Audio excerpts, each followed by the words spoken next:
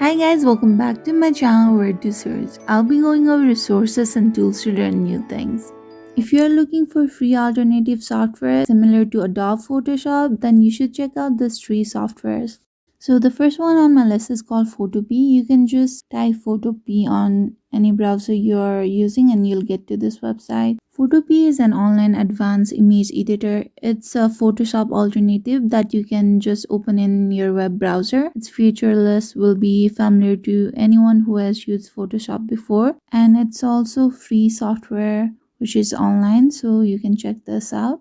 So the second software is called GIMP. You can just type GIMP on any browser you are using and you'll get to this website. GIMP offers a wide toolset similar to Photoshop in many ways and is a great option if you are looking for a no-cost image editor. The interface differs somewhat from Photoshop, but the version of GIMP is available that mimics Adobe's look and feel. So you can download this software in your PC or Mac and start using it.